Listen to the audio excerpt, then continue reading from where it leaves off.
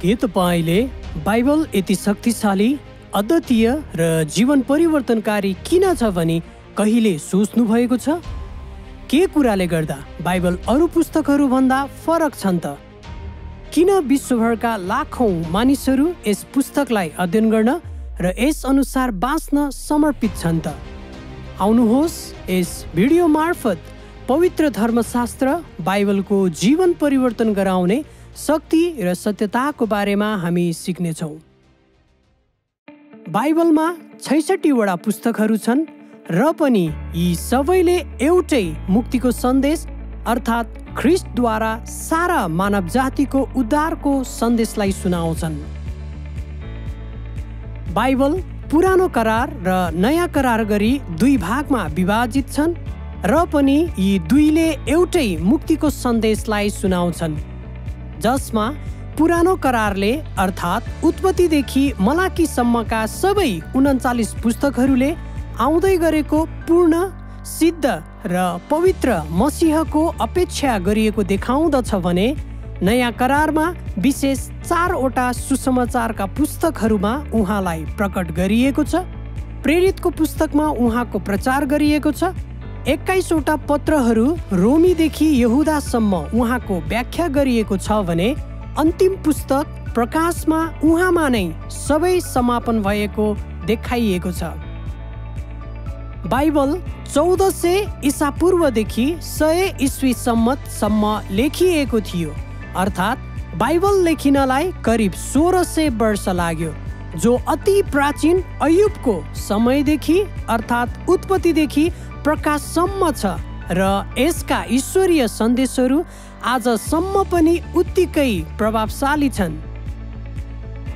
Bible 3 महादेशहरू Africa, Asia र Europe र 3 भाषाहरू हिब्रू, आरामी र ग्रीकमा लेखिएका थिए। यसकारण यो पश्चिमी लेखन वा पुस्तक होइन, तर विश्वव्यापी सन्देश हो।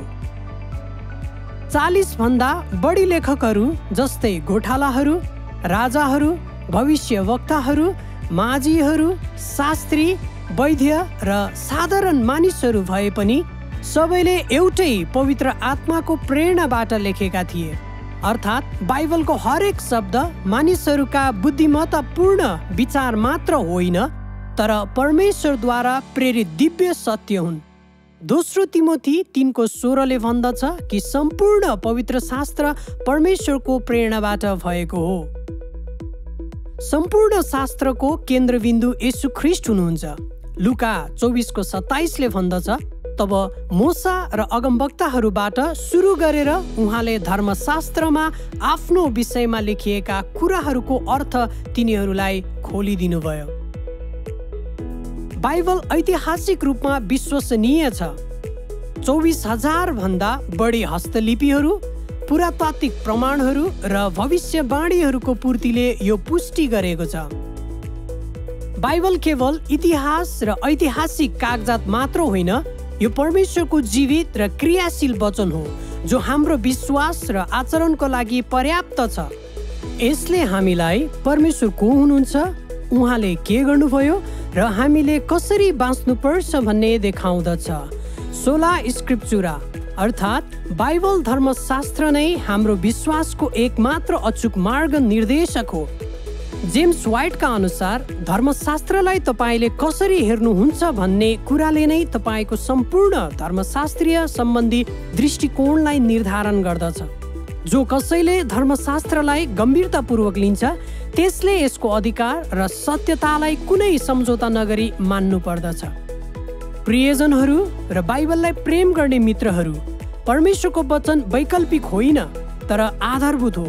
यो केवल पढ्नलाई मात्र होइन, तर सो अनुसार जिउनलाई दिइएको हो। यसकारण यसलाई तपाईँको हृदय, सोचाइ र जीवन परिवर्तन गर्न दिनुहोस्।